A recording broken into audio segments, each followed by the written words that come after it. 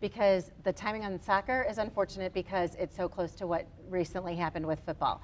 The fact that Scottrade and the Convention Center are coming up at the same time that MLS is coming up, they're getting lumped in with MLS as though this is all about stadiums and sports, and it's not. I mean, we really need the convention business that we have. We cannot afford to lose it. Scottrade, same thing. I mean, that just the things that they need to do to upgrade that facility, that just gets us to stay where we are. That's not even for more. That's just to keep us from losing. So I think that, you know, if it were a different time, if it was 2 years from now, we would all be looking at all of this differently, but I also think it's unfortunate that all three of these are being looked at together at the same time. And that was brought up on the floor of the Board of Aldermen on Friday when we were debating, you know, all of these deals, with the exception of the convention center. You know, and I think you brought up a very good point. They all have to be looked at objectively and separately from one another because they all have different revenue structures and cost structures associated with them. You know, I am not a huge fan of how things went down with the soccer stadium. I do believe that it should be put out for a vote. I think it's exciting that we're talking about building new things in the city. I would love to see a Major League Soccer team in the city of St. Louis.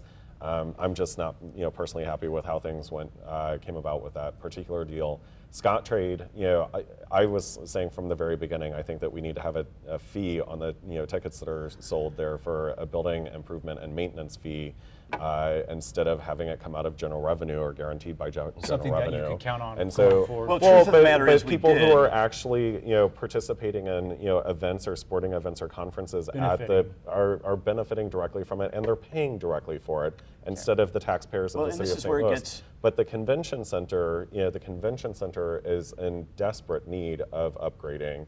You know, it's basically the original Cervantes Center, you know, that was built in the 1960s, 1970s, and I mean, I've done many tours of it, but, you know, most recently, probably about a month ago, you know, Kitty Ratcliffe and myself, you know, walked the convention center, and it is almost a mile to get to the kitchen from where the conference rooms are.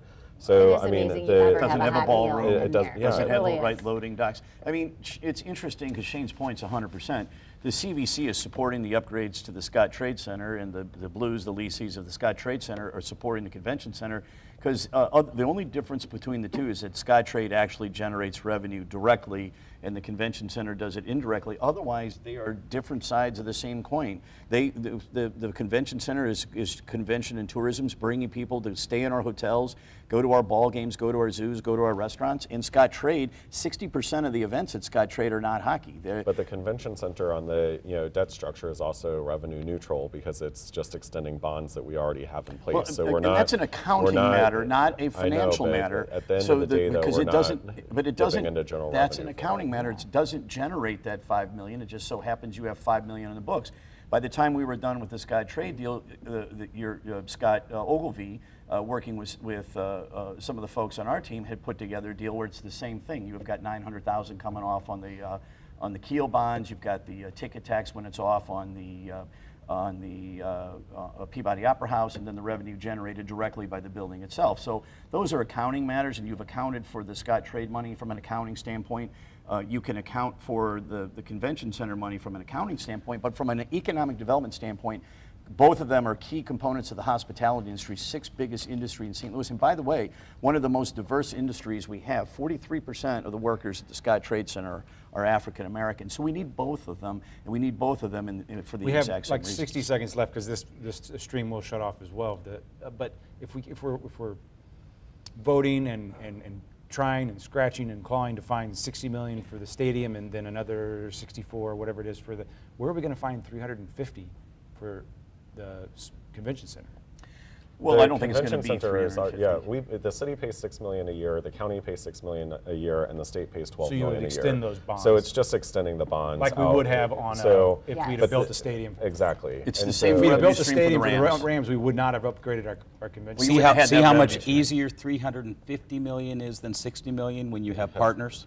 Yeah. Well, first of all, by the way, we are being presumptuous if we assume that St. Louis County is automatically going to renew that $6 million. I understand. And really being presumptuous with the if state the as well. state of Missouri is going to redo the 12. I said we were on last time. I hope we can fit this in. But how is this county driving such a hard bargain? Are they bullying people, or are they taking advantage of us? How does the county get off with no money whatsoever? So I don't think the county has been engaged in that Oh, yeah, conversation. yeah. So they know better than to in terms ask of them? bringing On all of them, legislation on at all this of them. point. Yeah. So Dave Peacock knows better than to go to Steve Stanley? No, he had conversations with him, and the county executive, I assume he can read his constituents and Tony's neighbors better than I, said they would prefer not to spend money from the county and the city. Now, you know, we had a county executive, Buzz Westfall, who pushed through the hotel tax for the Dome, and actually, truth be told, people don't remember, put, I think, $24 million into the ballpark, but that was a different time and an unusual circumstance. Right. And the county's got needs too, and I'm with Tony. And The call me, city- call me the naive, I city- think the right Well, leadership can get votes in the county. We'll address city all of needs- this on Tony's favorite show that we promised him, the city-county partnership. I'm in. I wanna And be on that we'll- one. We'll have you all back for I that. wanna be on that Thank you one. guys so much. I appreciate Thank it. you. Thank you. Casey. I want a taller chair for that show. by the way. You got a level.